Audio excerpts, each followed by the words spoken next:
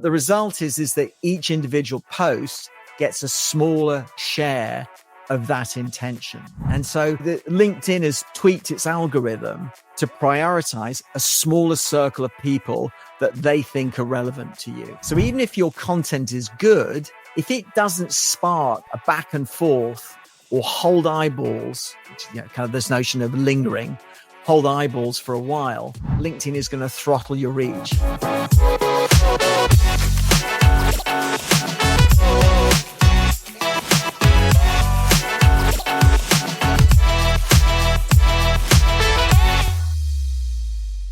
Hello and welcome to the Health Tech Marketing Show. I'm your host, Adam Chirinas. I'm the CEO of Health Launchpad, one of the presenting sponsors of the Health Tech Marketing Show. I want to give a big thank you to you for listening. And if you're not already a subscriber, you can subscribe to this podcast on whatever podcast application you use, or you can watch this video on YouTube. Just search for Health Launchpad and you'll find our channel. I also want to give a big thank you to the other two presenting sponsors, our longtime friends at HIMSS. You all know HIMSS, the leading community association for healthcare technology. I want to give a big thank you to our new presenting sponsor, my new friends at Healthcare Now Radio. Healthcare Now Radio is a 24/7 live streaming internet station, and they also have a podcast syndication network, which the Health Tech Marketing Show is part of. And I want to give a big thank you to Carol and Roberta for your support. So today's episode is about the organic side of LinkedIn.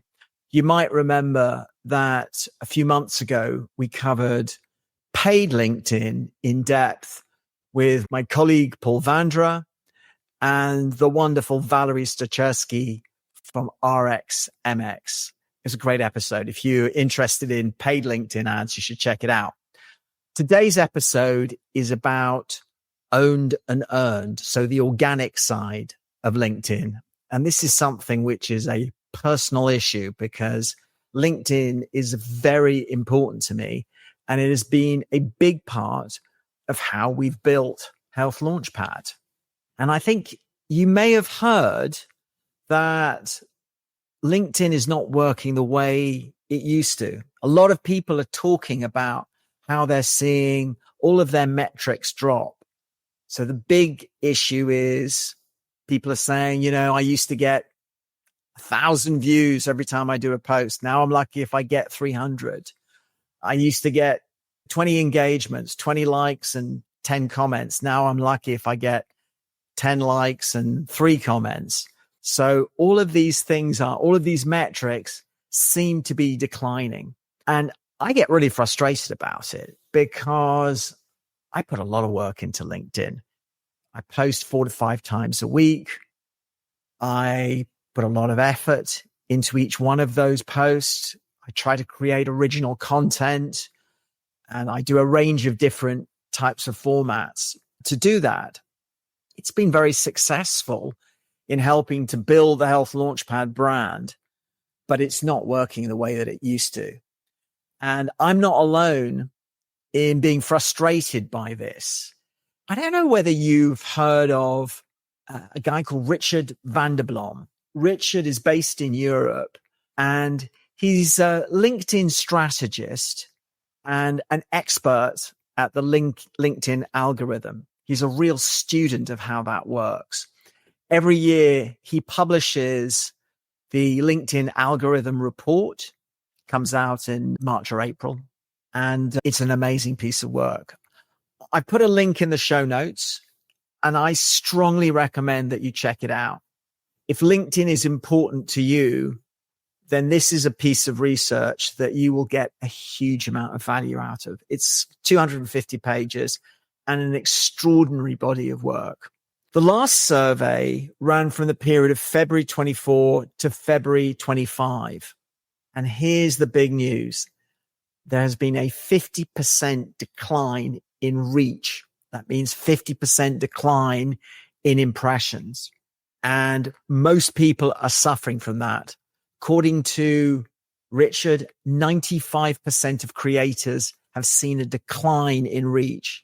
And worse than that, in my view, is a 25% decline in engagement. So the likes, shares, and comments have declined by 25%. So not as bad as the decline in reach, but still a pretty sizable drop. The other thing that's dropped is follower growth. So the rate of growth of increasing your following has declined by 41%. And when I look at my metrics, I'm actually not doing as badly as I thought I would be. So I did an analysis and I looked at the last few years, particularly focused on the last 18 months. And what's happened in the last 12 months is that my impressions, so the reach that I get, has dropped by 27%, which is not as bad as the 50% that's dropped, the 50% drop in the industry overall. The encouraging thing is that engagements have almost doubled, whereas the industry stat is a 25% decline. And I was really kind of blown away by that because I haven't really put a lot of effort into that, into building engagement, not a really concerted effort anyway. The other thing is that my followers have grown. I have, I think, about 13,500 followers on LinkedIn, but the rate of growth has declined. The rate of growth has declined at the same rate of growth as the industry. So it's actually 45%, so slightly worse, if anything. So in Richard Vander Blom's own words, what this trend suggests is that while content remains an essential tool for visibility, organic discoverability and sustained audience expansion have become much, much more challenging. His take is that LinkedIn has updated its algorithm to prioritize relevance over exposure. So what that means is that historically, we kind of use LinkedIn for amplification to get our message, to get our brand out in front of as many people as possible. What LinkedIn has done is it's tuned the algorithm so that it gets you in front of people that are most relevant. And that's what they're trying to do anyway. So it means you might be reaching fewer people, but hopefully you're reaching the right fewer people. That seems to be what they're trying to do. And so they've changed the algorithm to try and get a better diversity of content in front of you. And if anything, the data from Richard Vander Blom is that advertising and sponsored posts are down about 1%. So actually sort of less, they appear less in your feed than they used to. So an interesting thing is that the way Richard describes it is that since 2021, LinkedIn hasn't just changed what shows up in your feed, it's changed how it shows up. So unlike static platforms, LinkedIn algorithm adjusts in real time. And so, the moment you like or comment or share something, the feed reshuffles, showing you more of what you engage with. And kind of, I noticed this is that, if I see somebody, I'm like, oh, I don't know that person. And I read their post and I might like it or comment on it. Suddenly it's like when I scroll down, I'm seeing like a whole bunch of posts and the posts that go back 3 or 4 weeks. That's not an accident. That's happening because the algorithm is pushing that in front of you. The other thing that's been going on, and this is, I think, one of the big reasons why it's so much harder to break through on LinkedIn, is that there are more people fighting to get their voice heard. So in 2022, there are 850 million users on LinkedIn. Now there's 1.2 billion. So, that's a pretty sizable increase, right? So what is that? About 400 million plus in additional users. And the other thing is that although the number of people who actually create content on LinkedIn is quite small, it's actually the number of people who do it weekly is 1.4%, but it actually used to be much lower than that. And so what you've got is more people posting slightly more often. And what's happening then is that you've got essentially a greater demand for attention and a slightly reduced supply, because the way the algorithm's working, it's actually showing you more stuff from fewer people that they think you want to see content from. But meanwhile, there are more people trying to get a share of those eyeballs. So the conclusion of that is it's a much more competitive environment for eyeballs than it's ever been. So, over the past couple of years, the number of people and companies publishing on LinkedIn has expanded, and everyone's doing posts and newsletters and carousels and videos. The result is that each individual post gets a smaller share of that intention. And so LinkedIn has tweaked its algorithm to prioritize a smaller circle of people that they think are relevant to you. So even if your content is good, if it doesn't spark a back and forth or hold eyeballs, which is kind of this notion of lingering, hold eyeballs for a while, LinkedIn is going to throttle your reach. So again, it's much harder to break through and get and hold people's attention. And by the way, it's even worse for corporate pages. So there are multiple industry reports and expert analysis that show that company page posts now appear in just 1% to 2% of users' feeds, which is down from 7% in 2021. And this is why, frankly, we always advocate, for our clients, what we advocate is get subject matter experts within your organizations publishing on behalf of the company, rather than spending a lot of time trying to get your company page working really well. So the other thing that's happened, and I think this does affect the way that you create content, is that LinkedIn has become a mobile first platform. More people access LinkedIn through the mobile app, through the desktop. So your content has got to be super concise, visually engaging, and more optimized for mobile. And if you create content with that in mind, you've got a higher chance of breaking through. But if you're creating content for a desktop, like, horizontal videos, long content that's just written in sort of long text blocks, that actually doesn't show up that well on mobile, and maybe a reason why your content's not actually breaking through. The overall conclusion I came to after sort of looking back at this analysis and seeing how my data compared to it is that, I'm seeing a decline in impressions, but an increase in engagement and followers. So if anything, I'm kind of beating the odds right now. And so I've actually felt a little bit more encouraged. I want to share with you some things that you can do about it. And I've got 7 suggestions for you. First of all, I'm going to list off these suggestions, and then I'm going to dive in on these. And there'll be a blog post accompanying this down below, which you can read along with or read afterwards, and it'll give you some instructions on things that you can do. So number 1 is be niche focused.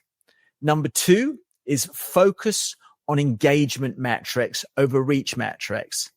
Number 3 is you need to engage with others more actively, and I'll explain why in a bit.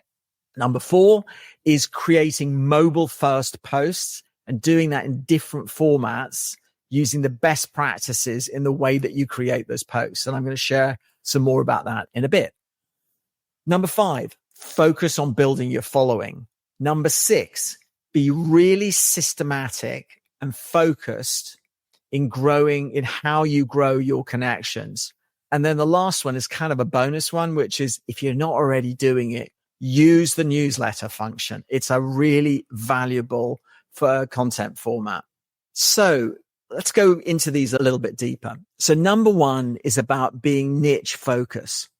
I get a fraction of the reach and engagement of the top voices on LinkedIn. The kind of people that get actually like Richard Vander, who have hundreds of thousands of followers and get they seem to get several hundred likes and tens, maybe sometimes hundreds of comments on their posts. But these people are appealing to huge markets, like all US B2B marketers or all social media marketers globally. In my case, I'm actually appealing to a much smaller audience. So whereas these guys who are the top voices are appealing to a total available audience of maybe over 100,000 people, I'm actually trying to reach a much smaller audience. I'm really trying to reach the heads of marketing and sales in healthcare technology in the US. So my total audience is probably less than 10,000 people. So if I'm getting, 10,000 impressions per month, which I'm actually getting more than that, I'm doing pretty well. And I've got 13,000 followers. So I've got a pretty good capture of the market. And so what that says to me is it's much more important to build engagement within those niche. But the first thing is you got to focus in a laser-like way on the niche that you're trying to reach and to create highly targeted content that shows that you deeply understand your buyer. Okay, number 2, focus on engagement metrics, not impressions and reach. So this is a big shift for me. I've been obsessing about reach and actually I've only been paying attention to the engagement metrics over the last 2 or 3 years. And by doing that, what you're focused on is the metric that really matters more, which is, are you getting the people in your niche engaged in what you're writing about? The fact that you're getting a relatively low impressions doesn't matter because the size of the market is pretty small. So think of impressions as a vanity metric and think of your engagement metrics, your likes, your comments, the shares. Those are the metrics that matter most. It also means that you want to write your posts in a way that fosters engagement. So it's important that there is a CTA, a call to action at the end of every single one of your posts that encourages people to like or comment or share. You don't want to be sort of cheesy about it. But if you pose a really good question, a provocative question, there's a good chance that a few people will actually comment. But that brings me on to point 3, which is engaging with others. So if somebody comments on your post, you have to respond. This is absolutely essential. That engagement is really important. And if that engagement happens within a short period of time of you posting, I think it's called the magic 90 minutes. If people comment on your posts and you comment back within those 90 minutes, it really amplifies the post. The algorithm looks at it and goes, oh, this is something that people are interested in. Let's get this in front of more people. The other side of engagement, which is just as important, is how you engage with others. It is really, really important. The LinkedIn algorithm rewards you for engaging with others.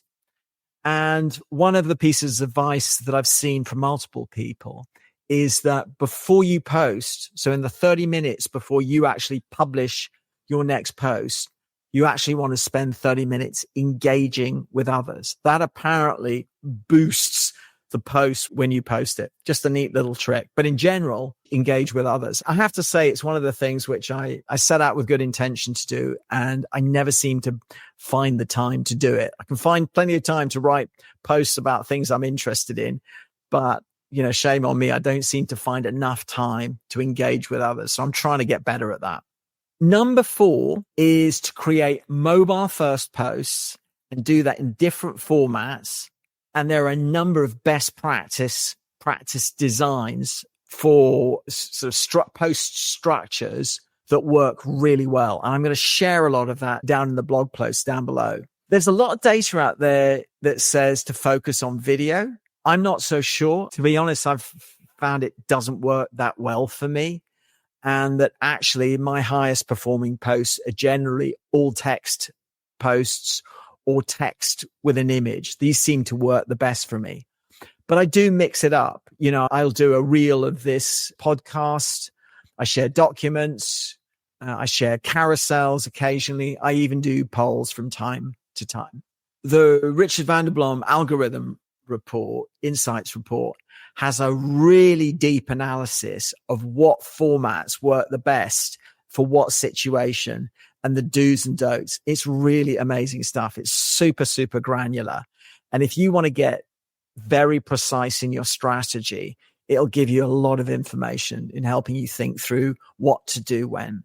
The report also includes an anatomy of some of the best posts. And this includes best practice templates for 5 or 6 different post types. So for example, there's a post type called a PAX. PAX is problem, anecdote, solution, CTA. Then there's one called the fix it formula, which is, what the problem is, why the problem's happening is, and how you fix it. As I say, in this algorithm report, and actually in the link in the article down below, you'll actually get sort of instructions on those different post types. By the way, one of the things that we've done actually at the agency is create a GPT, a custom GPT, to create different posts using these 6 different formats. So, I can put in a bunch of text and say, hey, write me a post in each one of the 6 different formats, and it'll spit that out.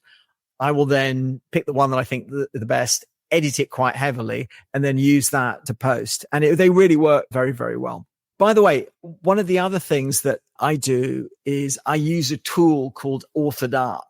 It's a really nice, simple tool that makes it easy to format your posts so that they really stand out. And I think they look kind of cool too. The Authored Up platform is actually a social media or a LinkedIn management platform.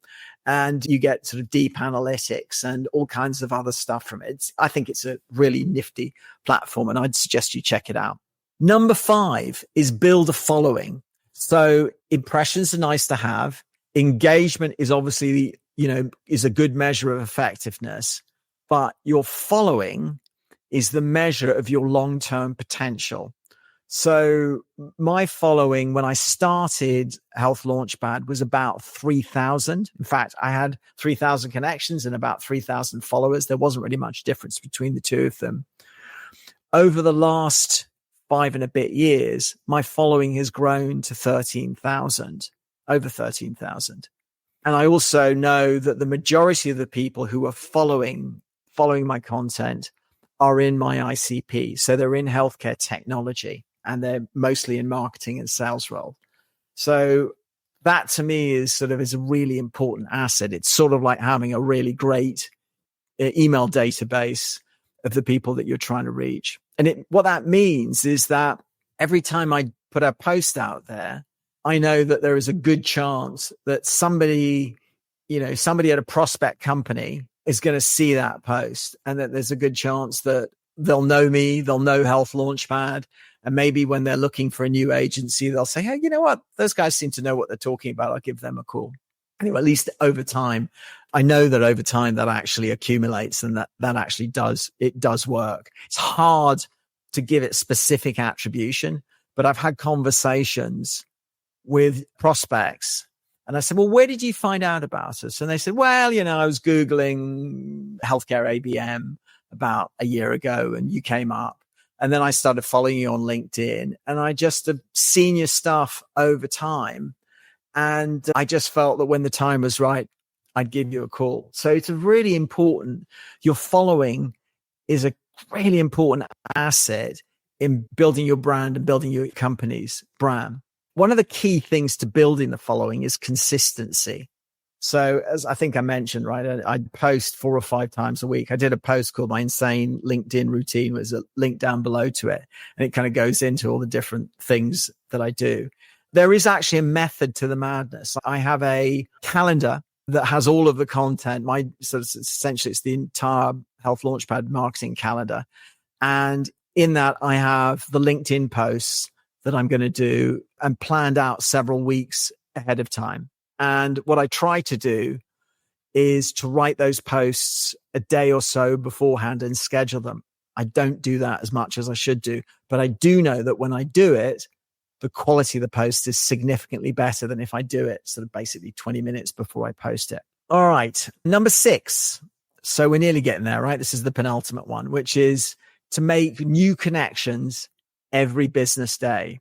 The other thing that I covered in my insane LinkedIn post is how I send out 30 to 40 invites per day, which is basically 40 invites per day or 200 per month is the maximum the 200 per week rather, is the maximum that I can do because I'm a LinkedIn premium user. I get a high enough acceptance rate that it's worth doing. And that has built up a really good base of, I think I've got about 10,000, 11,000 connections. And the majority of those people are in my ICP. An interesting little thing, which was that earlier on in the year, I was fretting about this decline in impressions. And I talked to somebody who I thought was an expert, but in retrospect, I'm not sure he really is, who said he thought that I was doing too many connections and that I probably was seen by LinkedIn as being a bit spammy. And so I thought, okay, maybe you're right.